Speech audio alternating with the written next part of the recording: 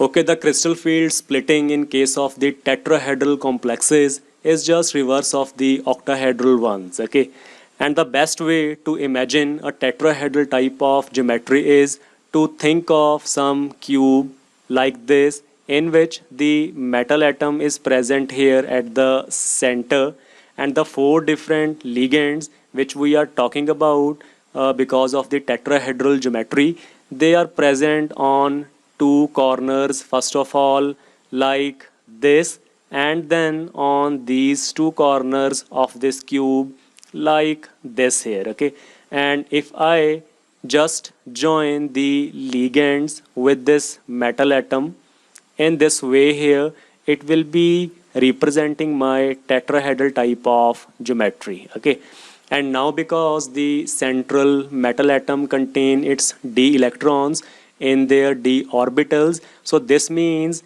this metal atom here which I am showing, it is having what? It is having a negative type of charge, right?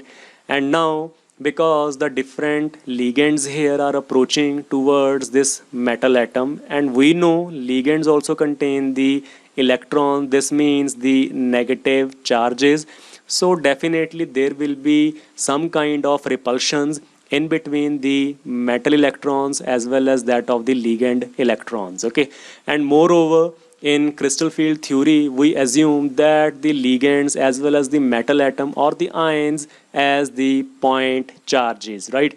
So we do have here the point charges which are having same type of charge, right? The metal atom as well as the ligands both are having the same negative charge. Thus whenever the ligands will be approaching the metal atom or the ion, it will be experiencing the d electrons here, and the d orbitals here will be experiencing some sort of repulsions. Okay, and because of this reason what will happen, the energy of these d orbitals will go up by certain level because of these repulsions, right?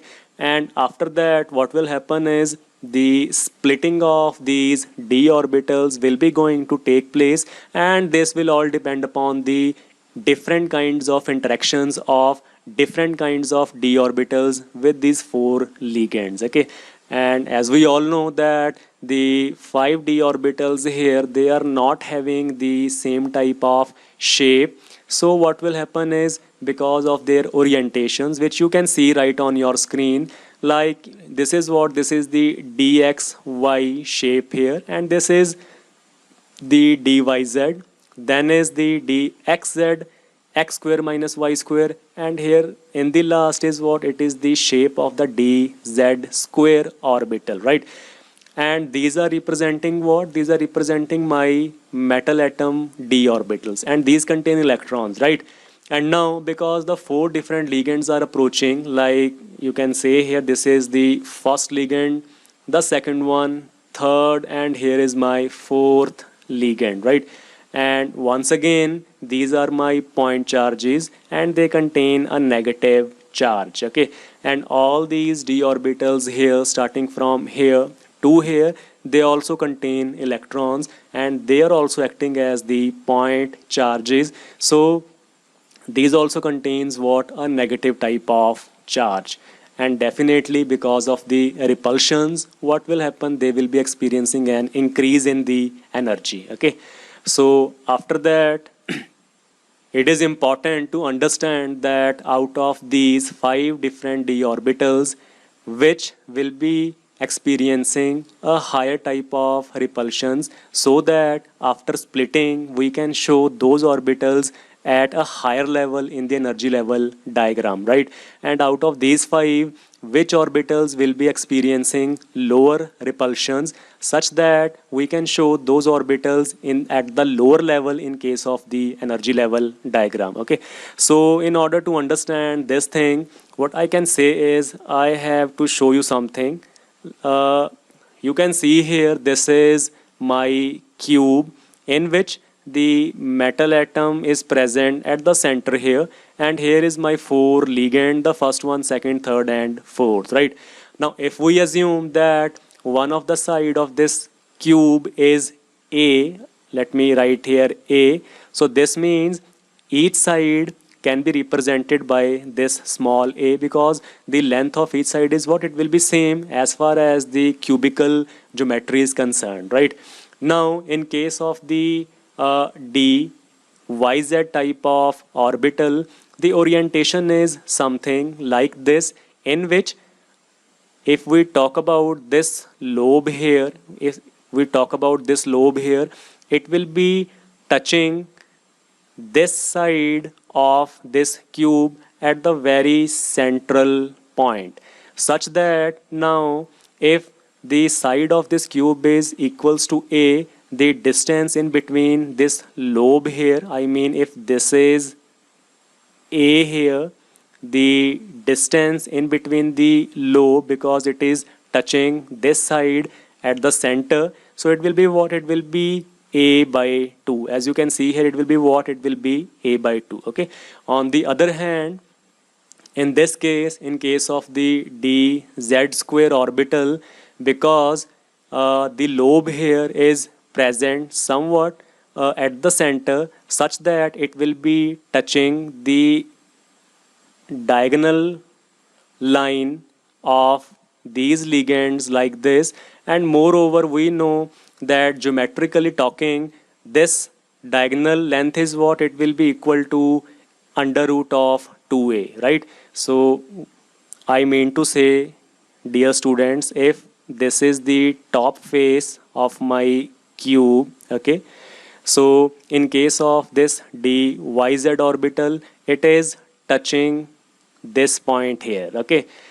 As on the other hand, the dz square orbital is touching this point here, and let us say here is my first ligand and here is my second ligand. Right now I am talking just about this upper face of this cube, okay.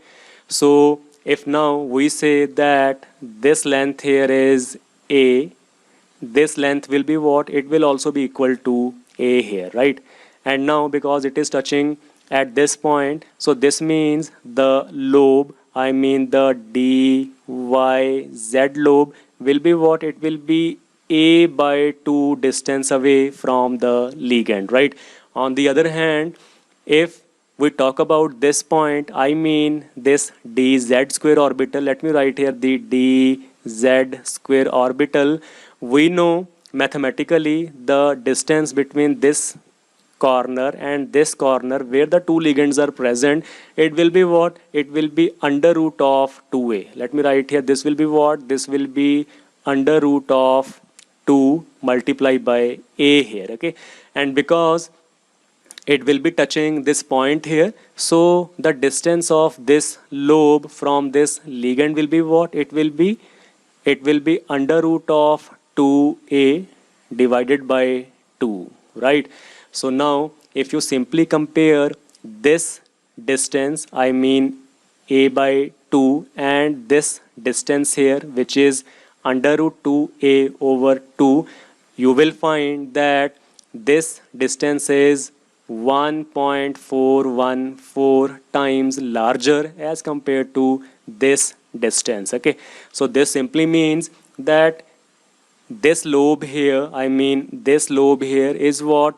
It is present at a larger distance, which is 1.414 times greater as compared to the distance in at which this dyz orbital lobe is present, okay. And now because the distance in case of the dz square is more, so definitely the repulsions will be less there, okay. And thus it will be going down in energy after the splitting, and that is why it is just reverse of the case of the octahedral complexes, okay. On the other hand, the dyz orbital, in addition with the dxz as well as the dxy, they will be experiencing the higher repulsions, and thus they will be going high in energy after the splitting will take place, okay. On the other hand, the dz square and the dx square minus y square, because it will also be representing a similar type of orientation as far as the dz square is concerned, right? So they will be experiencing lower repulsions, and thus they will be going down in energy on the energy level diagram after the splitting will take place. Okay, so finally we can say that it is just reverse of the octahedral type of crystal field splitting, right? So dear students, in all these three cases, I mean the dxy, yz as well as the dzx, the lobes here are what they are present at a distance of a by 2 from the ligands, or we can also say it is 0.5 a away from that of these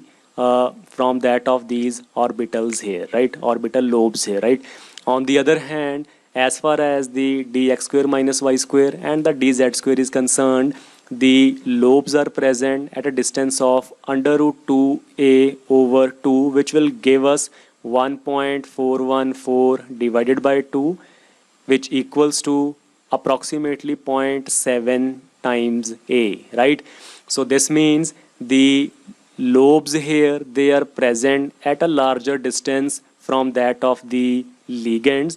On the other hand, in this case, these lobes are present what? They are present a little closer to the ligands, which actually acts like a negative point charge. Okay, so ultimately what will happen in all these three cases, I mean this one as well as this one here, they will be experiencing larger repulsions and they will be going up in energy. On the other hand, in these two cases, because they are at a higher distance from the ligand field, so they will be experiencing lower repulsions, thus they will be going down in energy like this. Okay, so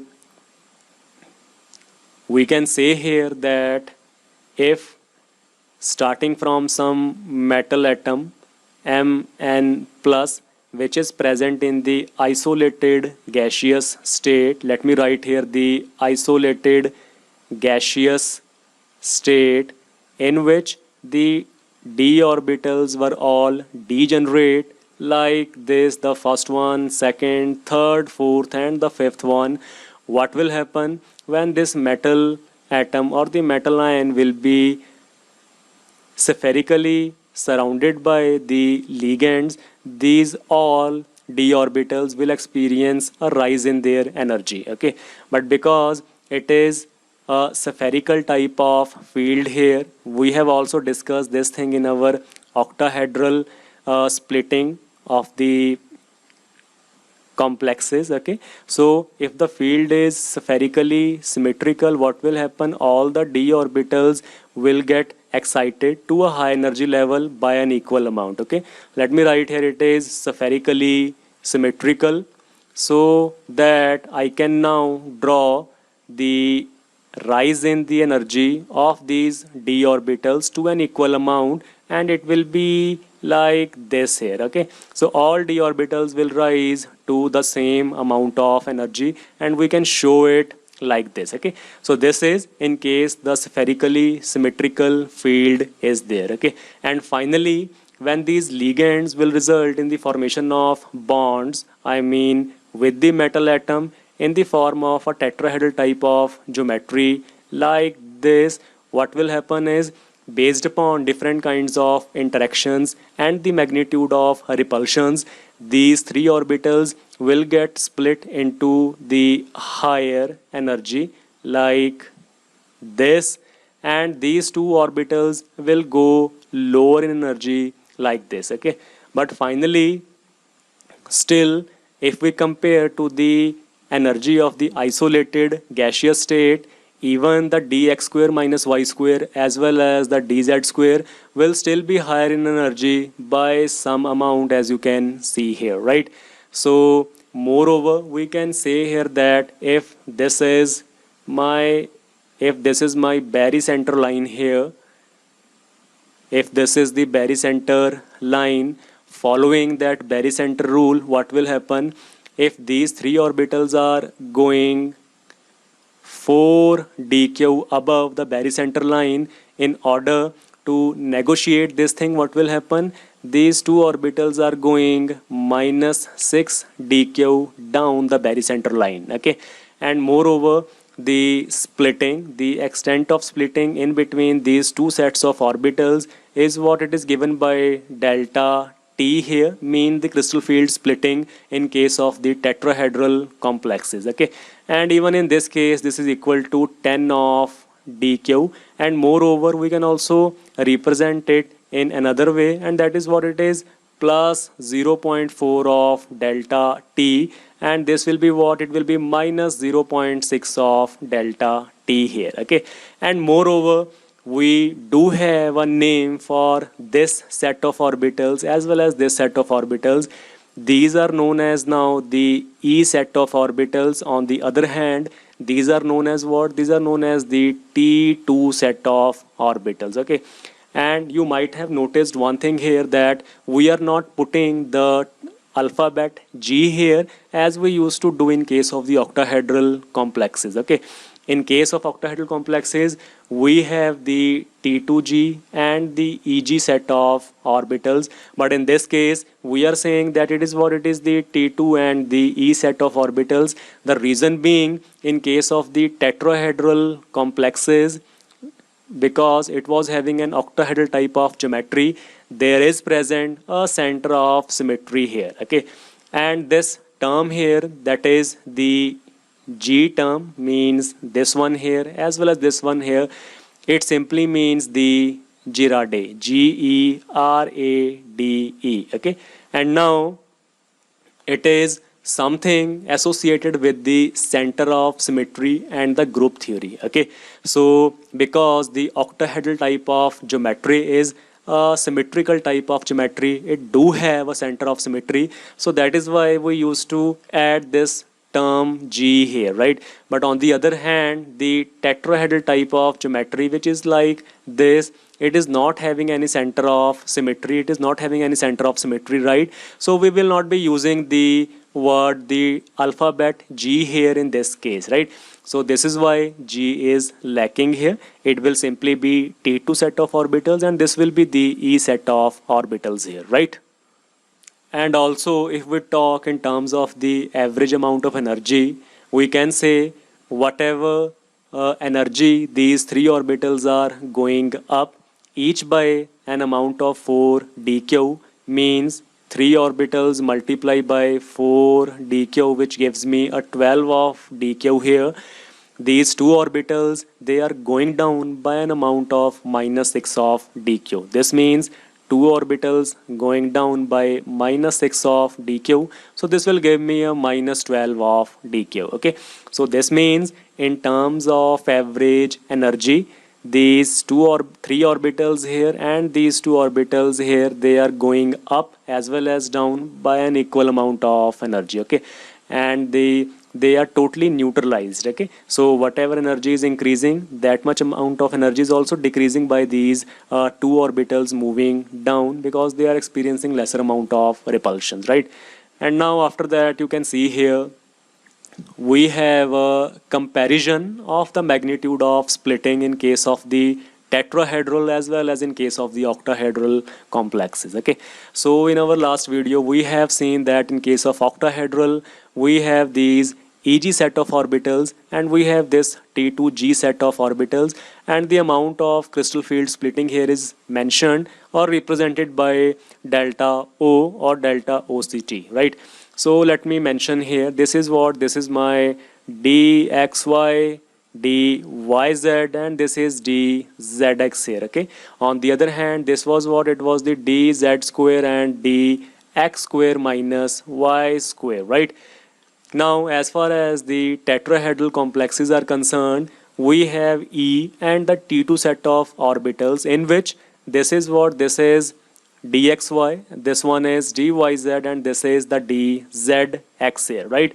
And in this case we have the dx square minus y square, and this is what this is the dz square here. Okay, and now if you carefully have a look on this diagram, you can see that if on this side we have this much magnitude of splitting for an octahedral type of complex, the magnitude of splitting for a tetrahedral type of complex is quite less. Okay, in terms of comparison, the magnitude of splitting for the case of a tetrahedral complex is quite less as compared to that of an octahedral complex. Okay, and now there are two important reasons behind this thing. The first one is we can say that in case of the octahedral field, I mean the metal atom at the center here, the six ligands are present like this in an octahedral type of geometry.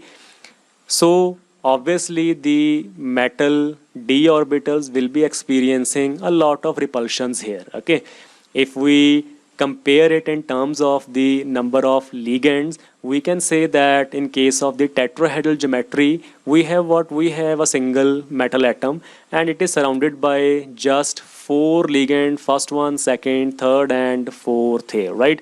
So because the splitting, I mean this thing, this thing here, this is the splitting here in this case, and this is the splitting in case of the octahedral complex, right? Okay, so this whole splitting is actually based upon the interactions of the ligands and the metal atom, right? So now because in this case there are the interactions are in between the one metal atom and six ligands here.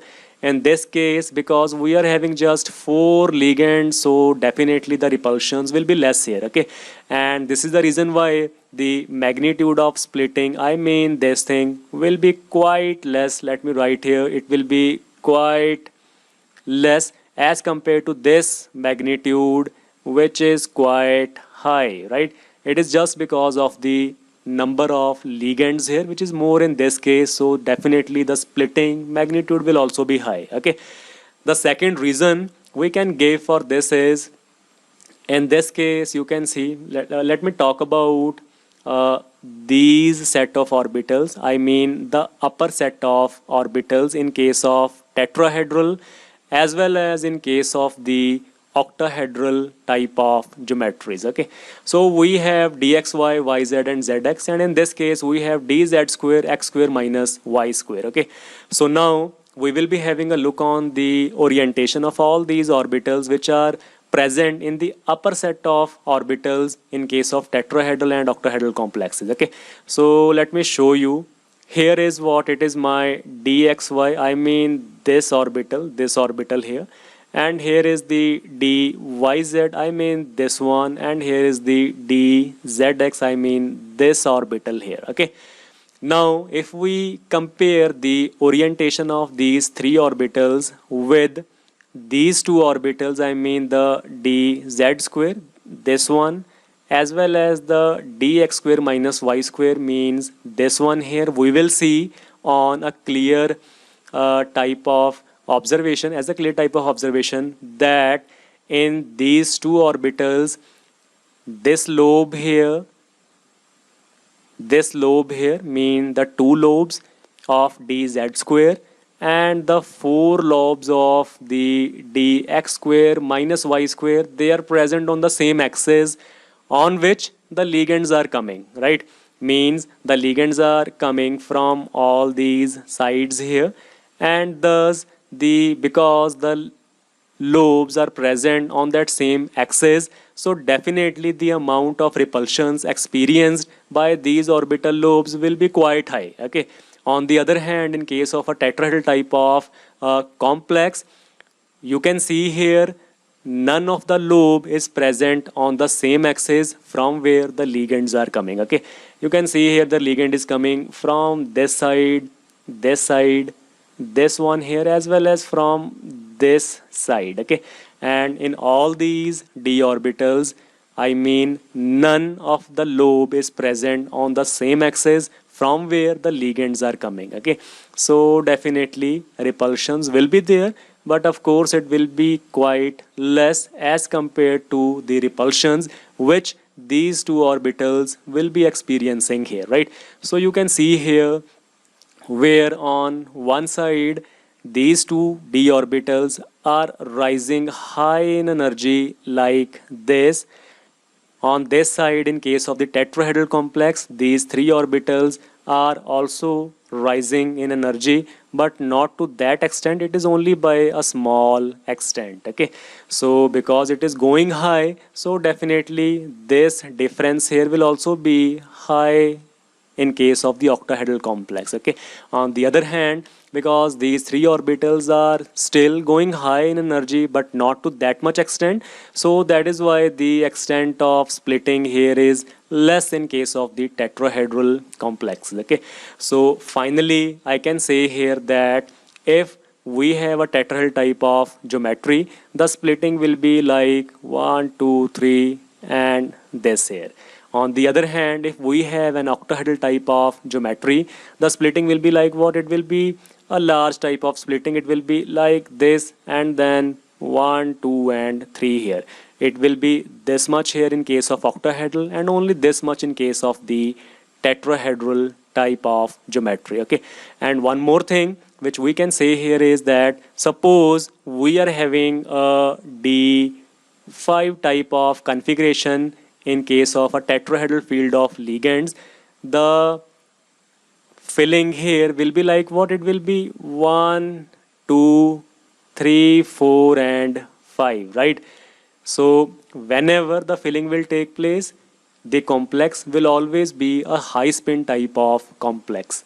I repeat, the filling in case of the tetrahedral complexes will always be like a high spin type of complex in which there will always be present large number of unpaired electrons, simply because the delta T here which we have, I mean the splitting, it will always be less as compared to that of the pairing energy, right? So because the crystal field splitting in case of tetrahedral complex is always less as compared to the pairing energy, so pairing will be quite difficult here in the filling of these d orbitals whenever we have a tetrahedral type of case, such that the filling will always be like 1 2 3 4 5 and then 6 7 8 9 and 10 here. Okay, so finally we can say that yes, all the tetrahedral complexes are what? They are always high spin. Okay, all the tetrahedral complexes are always high spin because of the less amount of splitting, because of the less magnitude of crystal field splitting in case of the tetrahedral complexes. So they will be having large number of unpaired electrons. They will always be high spin. Okay, now let's calculate the crystal field stabilization energy in case of the tetrahedral complexes. You can see here I have different sets of configurations starting from the D1 up to D10 here, and these are what? These are the crystal field stabilization energies for all possible D type of configurations. Okay, so we will be doing all these calculations one by one. So starting from the very first configuration, that is the D1. Before that, let me write here, this is my dxy, this is dyz, and this is what it is, dzx here. Okay, and this is representing my T2 set of orbitals. If this is the barycenter line, so I have these T2 set of orbitals destabilized by an amount of plus 4 of dq, right? And if this is my dx square minus y square here, and this is the dz square, and this is representing my E set of orbitals, it is stabilized by an amount of minus 6 of dq, and on this side I can write here delta t, which equals to 10 of dq, and this is also equal to 4 by 9 of delta O. This means the crystal field splitting in case of the octahedral complexes, right? So we will be talking about the calculations of these crystal field stabilization energy in all these configurations. So now starting from the very first configuration, that is the D1, this means a single electron is present here in the E set of orbitals. So now what I can do is I can simply write here CFSE, and that will be equal to a single electron occupying the E set of orbitals which are stabilized by minus 6 dq. So this will give me a minus 6 dq of stabilization energy, and you can see here it is minus 6. Okay, and now what will happen in case of the d2 configuration? Because we are now having 2 electrons, so I can show it like this here, and it will be what? It will be now, it will be for a d2 configuration, this will be what? This will be 2 electrons occupying the e set of orbitals which are stabilized by minus 6 of dq, and this will give me what? It will give me minus 12 of dq, which you can see here like this. Okay, so as far as the d3 is concerned, so it will be like what? It will be 1 2, and the third one will be occupying this here. Once again, the difference in these sets of orbitals is quite less. The crystal field splitting is quite low, so the complex of the tetrahedral geometry will always be high spin, right? And in all these cases, what will happen? The delta T is always less than the pairing energy, so pairing will not be taking place. Okay, so first one, the first electron, the second one, and this will be the third electron here, such that I can write here CFSE will be equal to these 2 electrons occupying the E set of orbitals which are stabilized by minus 6 of dq, plus 1 electron occupying the T2 set of orbitals which is destabilized by plus 4 of dq, and this will give me minus 12 plus 4, which will give me minus 8 of dq, which you can see here, right? And what will happen in case of, this is for d3, and what will happen in case of d4? The CFSE will be equal to what? The fourth electron will come here. Once again, it will be 2 multiplied by minus 6 of dq plus 2 multiplied by plus 4 of dq here, and this will give me minus 12 plus 8 of dq, so which will come out to be what? It will be minus of 4 dq, you can see here on your screen, right?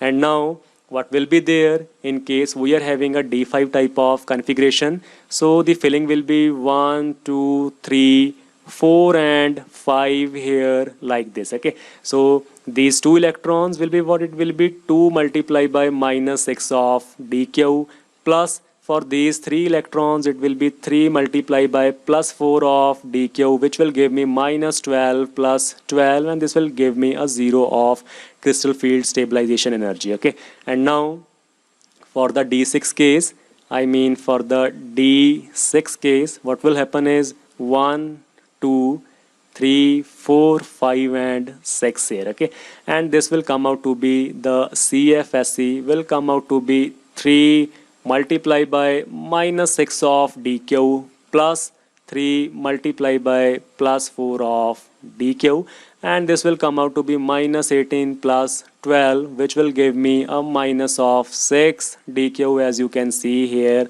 in case of the d6 configuration. Okay, and now what will happen in case of the d7 configuration? There will be present a 7th electron like this, and this will come out to be what? It will come out to be 4 multiplied by minus 6 of dq plus 3 multiplied by 4 of dq here, which will give me minus 24 plus 12, and this will be minus 12 of dq, right?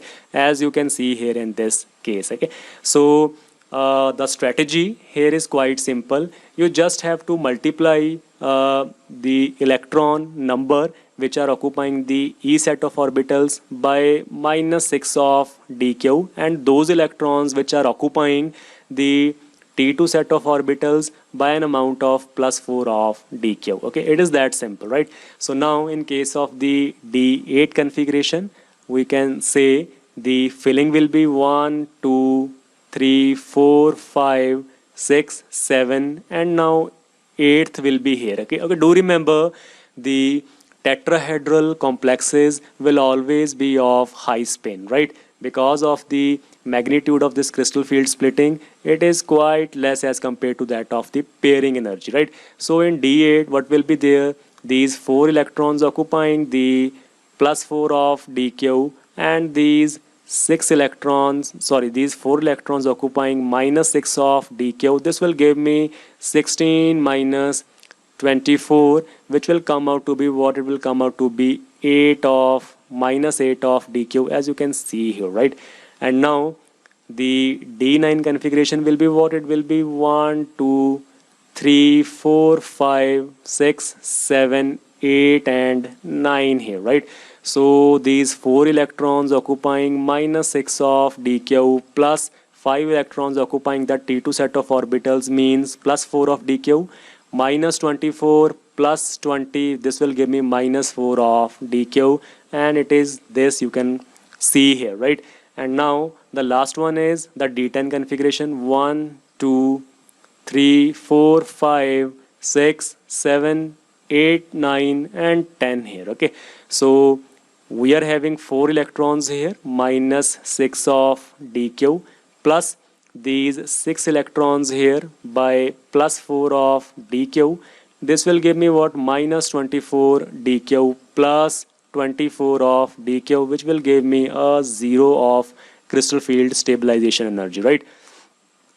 So in this way we can calculate the CFSE, that is crystal field stabilization energy, in case of the tetrahedral complexes. And we have seen that the splitting pattern is totally reverse what we have seen in case of the octahedral complexes. Okay, and moreover we will be omitting the alphabet G here, that means Girardet, because in case of tetrahedral there is not present any center of symmetry, and the alphabet G is something associated with the center of symmetry. That is why it is used in case of octahedral complexes but not in case of the tetrahedral complexes, right? And moreover the magnitude of splitting in case of tetrahedral crystal field splitting is quite less as compared to that of the octahedral ones. The reason is that in tetrahedral geometry we just have 4 ligands, right, as compared to 6 in case of octahedral complexes. And the second reason is what? That no lobe in case of the d orbitals of the tetrahedral complex, they are present on the same axis from where the ligands are coming. Okay, so this will give lesser amount of repulsions, lesser splitting, lesser magnitude of splitting in case of the tetrahedral complexes, such that the delta T will always be less than the pairing energy, and the tetrahedral complexes, I mean all complexes, will always be high spin, right? So this is all about this lecture here. I hope you have enjoyed this. Thank you so much.